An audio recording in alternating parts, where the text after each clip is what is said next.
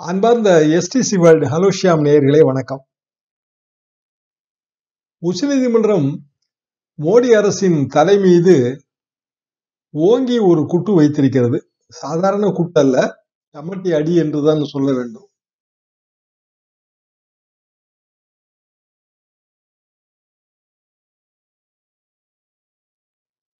காரணம், சண்டிகர் தேர்தல்களிலே நடந்த முறைகேடு. சண்டிகர் என்பது பஞ்சாப், ஹரியானா 2 மாநிலங்களுக்கும் தலைநகர். யூனியன் பிரதேசமாக இருக்கிறது, நமது பாண்டிச்சேரி மாதிரி. பஞ்சாப் மாநிலத்தின் ஆளுநர் தான் சண்டிகர் மாநிலத்தின் நிர்வாகி.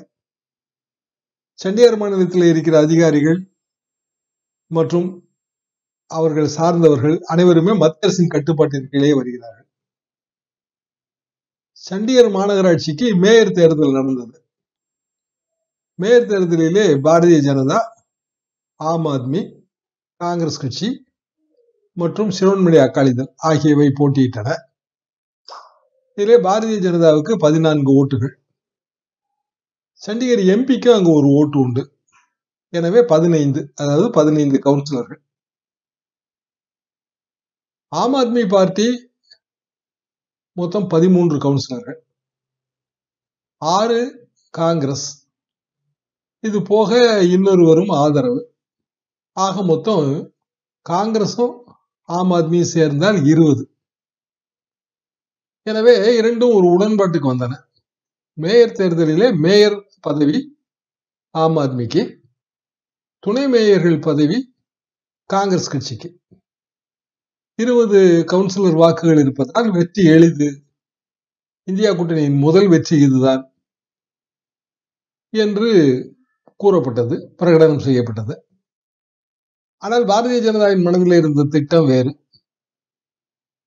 யூனியன் டெரிட்டரி என்பதால் தேர்தல் நடத்த அதிகாரி மத்திய அரசு நேரடி கட்டுப்பாட்டின் கீழே வருகிறார்.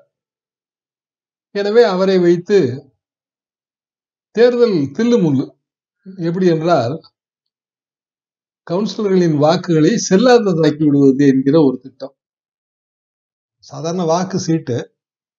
இந்த வாக்கு சீட்டிலே மேல் பகுதியில் டிக் மார்க் செய்திருந்தால் அது பாரதிய ஜனதா வேட்பாளர், கீழ்ப்பகுதியில் டிக் மார்க் செய்திருந்தால் அது ஆம் ஆத்மி காங்கிரஸ் கூட்டணி வேட்பாளர். கீழ்ப்பகுதியிலே டிக் செய்யப்பட்டிருக்கிற ஓட்டு சீட்டுகளில் 6-7 ஓட்டு சீட்டுகளை தேர்தல் நடத்த அதிகாரியை திருத்தினார். அத்தனையுமே கேமராக்களிலே பதிவாகின. இந்த தேர்தலே பஞ்சாப், ஹரியானா உயர் நீதிமன்றம் தலையீட்டில் தான் நடந்தது. அதையே இழுத்தடிக்கத்தான் முயற்சி செய்தார்கள். அந்த தேர்தலிலும் இத்தகைய தில்லுமுல்ல. எனவே பாரதிய ஜனதா மேயர் வேட்பாளர் வெற்றி பெற்றார் என்று அறிவித்த உடனேயே பாரதிய ஜனதா கவுன்சிலர்கள் ஓடி போய் அவரை மேயர் நாற்காலியிலே அமர வைத்து பெரிய குழப்பம், கூச்சல், ஜனநாயக படுகொலை. அதை எதிர்த்து ஆம் ஆத்மி, காங்கிரஸ் வேட்பாளர்கள் வெளிநடப்பு செய்தார்கள். இதில் பாரதிய ஜனதா வேட்பாளருக்கு சிரோன்மணி அகாலிதள் அந்த ஒரு வாக்கு கூடுதலாக கிடைத்திருக்க வழி இருக்கிறது. ஆக 16 வாக்குகள் வரைக்கும் வருவதற்கு வாய்ப்பு இருக்கிறது. ஆனால் வாக்குகளை செல்லாததாக்கியதால் பாரதிய ஜனதா வேட்பாளர் வெற்றி பெற்றார். வெளிநடப்பு செய்ததால் சூட்டோடு சூட்டாக துணை மேயர் தேர்தலை நடத்தி எல்லாமே பாரதிய ஜனதா கைப்பற்றிவிட்டது. விஷயம் உச்சநீதிமன்றம் வரை சென்றது. உச்சநீதிமன்றம் வீடியோ காட்சிகளை எல்லாம் பார்த்துவிட்டு தலைமை நீதிபதி அமர்வு பயங்கரமான கோபம். என்ன ஜனநாயகம், மக்களாட்சியில் இப்படியா காட்டு தர்பார் நடத்துவது என்றெல்லாம் கண்டித்து தேர்தல் முடிவுகளை ஒத்தி போட்டது. அதன்படி செயல்படுவதற்கு சண்டிகர் கவுன்சிலுக்கு தடை விதித்தது. அதன் பிறகு நேற்றைக்கு அந்த தேர்தல் நடத்த அதிகாரியை நேரில் வர சொல்லி உச்சநீதிமன்றம் உத்தரவு போட்டது.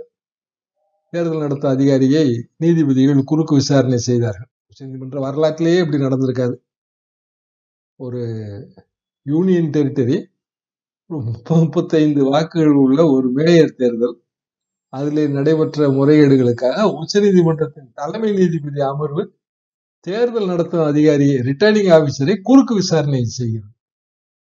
குறுக்கு விசாரணை செய்ததில் அவர் முழு உண்மைகளை கூறிவிட்டார். பெரிய அளவுக்கான கோபம். அவரை உடனே அவர் மீது கிரிமினல் நடவடிக்கை எடுங்கள் என்று உத்தரவு போட்டார்கள். இன்றைக்கு மதியம் வாக்கு சீட்டுகளை எல்லாம் நேரில் கொண்டு வந்து சமர்ப்பிக்க வேண்டும் என்று உச்சநீதிமன்றம் உத்தரவு போட்டிருக்கிறது.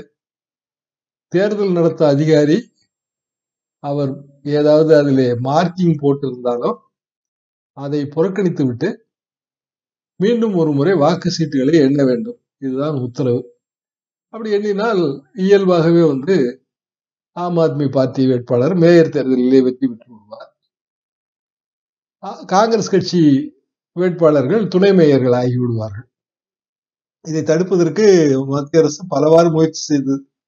நாம் கவனிக்க வேண்டியது என்னவென்றால், ஒரு சாதாரணமான மேயர் தேர்தல், இந்தியா முழுவதும் எத்தனை மாநகராட்சிகள், எவ்வளவு மேயர் தேர்தல்கள் நடக்கும். அதிலே இந்த அளவுக்கு ஜனநாயக படுகொலை, அப்பட்டமான அதிகார துஷ்பிரயோகம், இதுல ஒரு அதிகாரியும் பலியாகிவிட்டார். இனி அவருக்கு அரசியல் அவருக்கான அந்த அதிகார வாழ்வே இல்லை என்றாகிவிட்டது. இப்போது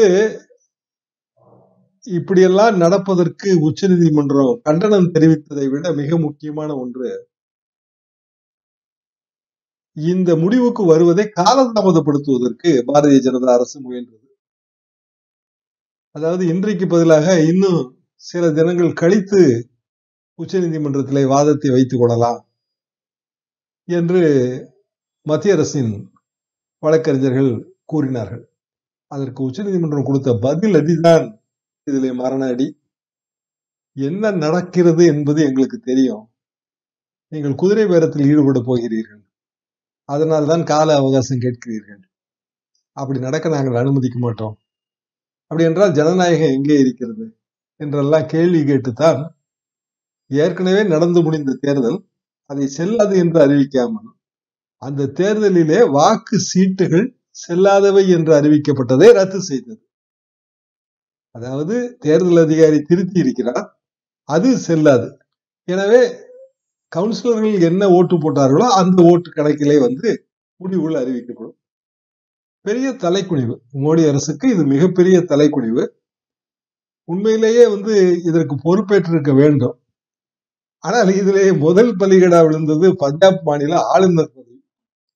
பன்வாரிலால் புரோஹித் உங்களுக்கு தெரியும், தமிழ்நாட்டில் இருந்து போனவர் தான். இங்கே அவர் பேராசிரியர் நிர்மலா தேவி வழக்கிலே சிக்கி சீரழித்தவர்.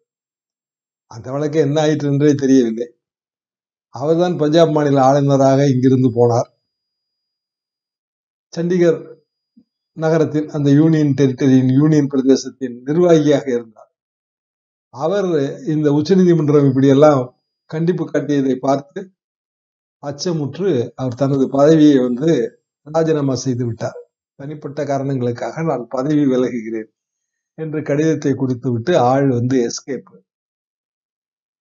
இப்போது தனியாக மாட்டிக்கொண்டது தேர்தல் நடத்த அதிகாரி தான். அவர் மீது நடவடிக்கை எடுக்க போகிறார்கள்.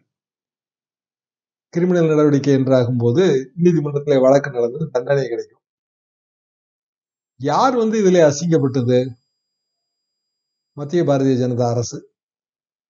அப்படி ஏதாவது செய்து ஒரு சாதாரண மேயர் தேர்தலிலே வெற்றி அடைய வேண்டுமா என்றால் இந்தியா கூட்டணியின் முதல் வெற்றியாக அது கொண்டாடப்படும் என்பதுதான் இதன் அடிப்படை காரணம். இந்தியா கூட்டணியிலே இருக்கிற பலரையும் குறிவைத்து பாரதிய ஜனதா காய் நகர்த்துகிறது என்பது அனைவருக்கும் தெரிந்ததுதான். தமிழ்நாட்டில் கூட விஜயதரணி எம்எல்ஏ பாரதிய ஜனதாவுக்கு இழுக்கிறார்கள்.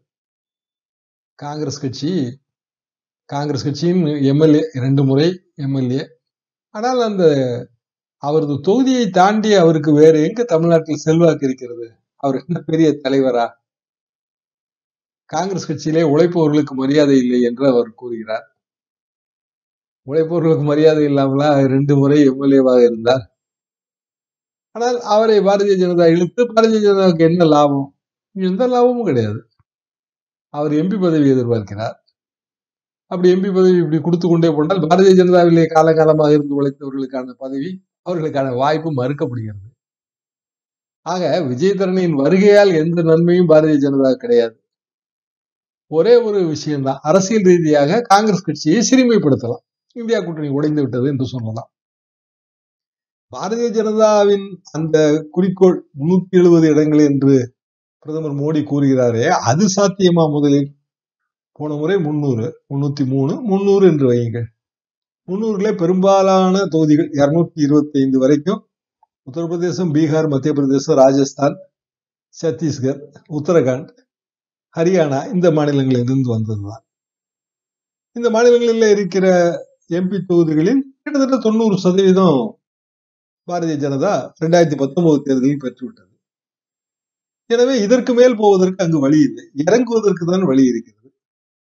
இறங்குவது சாத்தியமா என்றால் நிச்சயம் சாத்தியம். சமீபத்தில் நடந்து முடிந்த சட்டமன்ற தேர்தல்களில் காங்கிரஸ் கட்சி வெற்றி பெறவில்லை. ஆனால் வாக்கு சதவீதம் என்று பார்த்தால் பாரதிய ஜனதாவை விட கூட அதிகம், தெலுங்கானாவையும் நீங்கள் சேர்த்து கணக்கில் எடுத்தார். ஆக அங்கு காங்கிரஸ் கட்சி, பாரதிய ஜனதா ஆகிய இரண்டும் ஒன்றை ஒன்று எதிர்த்து போட்டியிடுகின்றன. இந்தியா கூட்டணியிலே ஒற்றுமை நிலவுகிறது.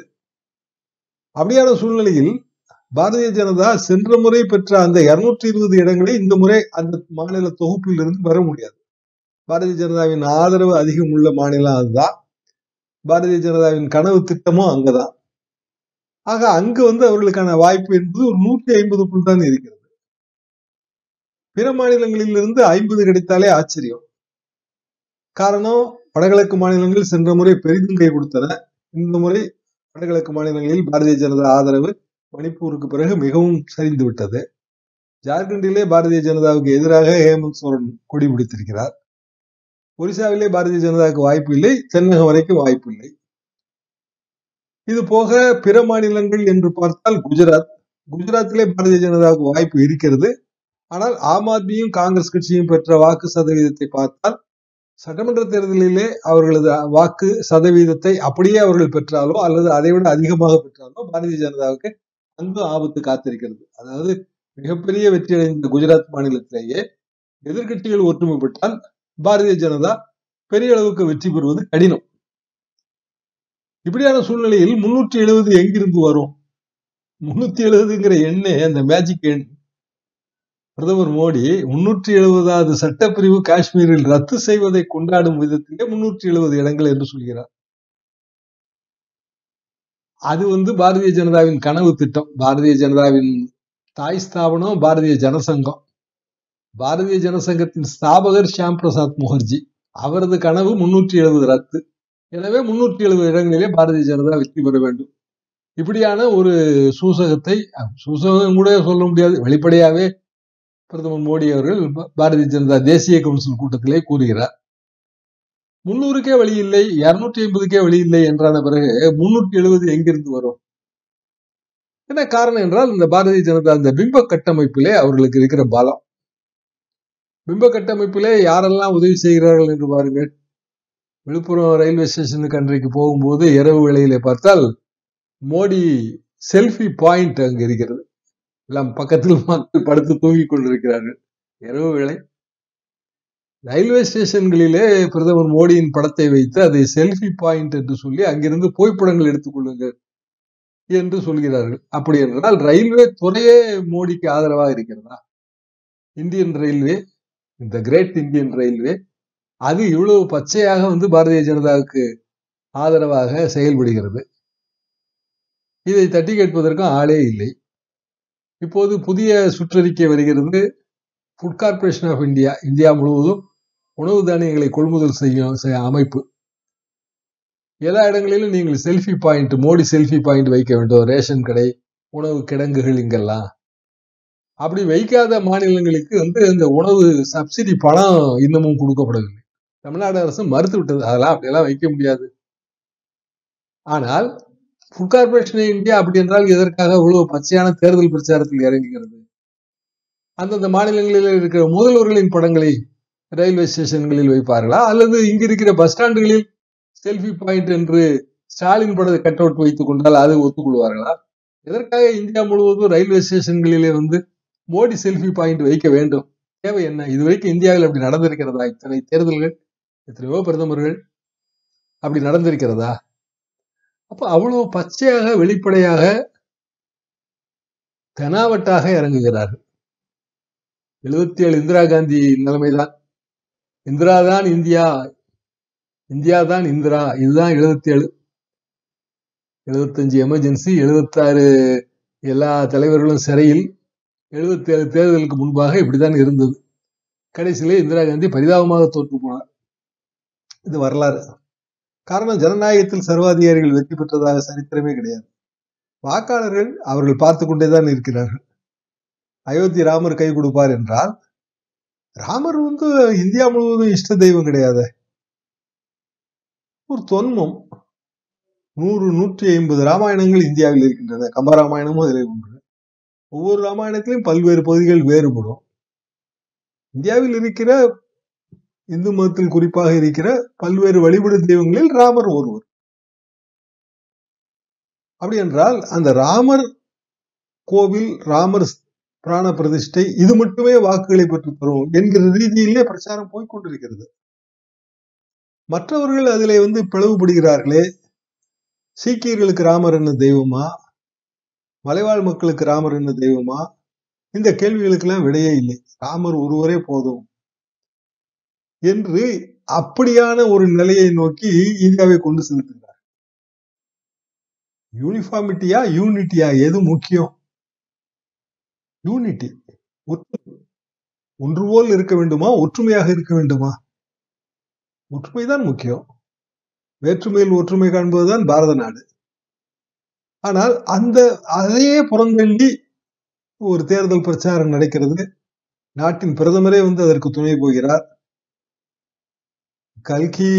கடவுள் கல்கி ஆலய பிரதிஷ்டை விழாவிலே நேற்று பிரதமர் பேசியதெல்லாம் கிட்டத்தட்ட அப்படித்தான் இருக்கிறது. அபுதாபியிலே இந்து கோவில் திறந்து வைத்தது ஒரு சாதனை. அந்த சாதனைக்காக இந்தியாவில் ஓட்டு போடுங்கள்.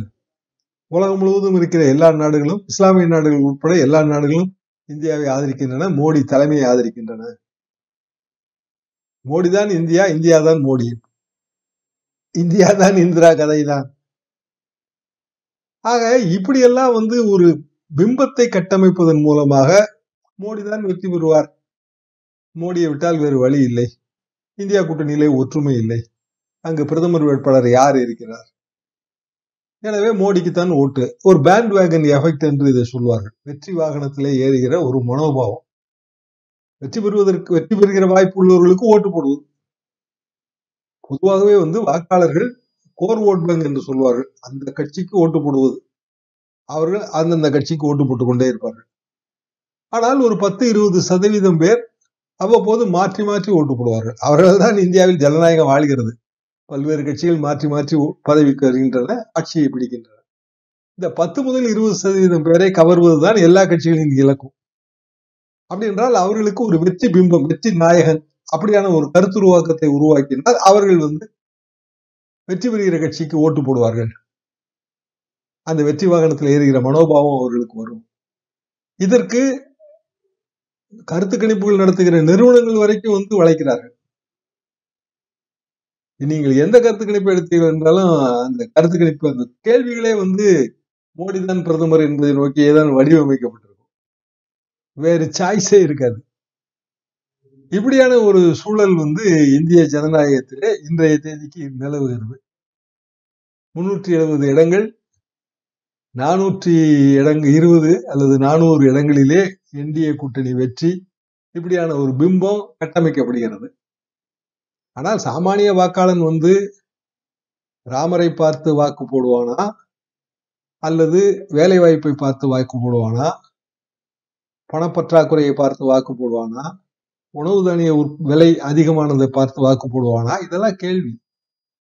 எனக்கு தெரிந்து எப்போதுமே ஆன்மீக நாடு இந்தியா. ஆனால் ஆன்மீகத்திற்காக இங்கு வாக்கு போட்டதே கிடையாது. ஏனென்றால் தெய்வம், வழிபாடு, மதம் எல்லாமே தனிப்பட்ட விஷயங்கள். அரசியலுக்கும் அதுக்கு சம்பந்தமே இருக்கக்கூடாது. அப்படி இருந்தாலே அது ஆபத்து. அந்த ஆபத்து இந்தியாவை பிளவுபடுத்தும். பிரிவினை சக்திகள் என்று பிரதமர் தமிழ்நாட்டில் திமுகவை பார்த்து குற்றம் சாட்டுகிறார். ஆனால் அவர்களே பிரிவினை சக்தியாகத்தான் இருக்கிறார்கள்.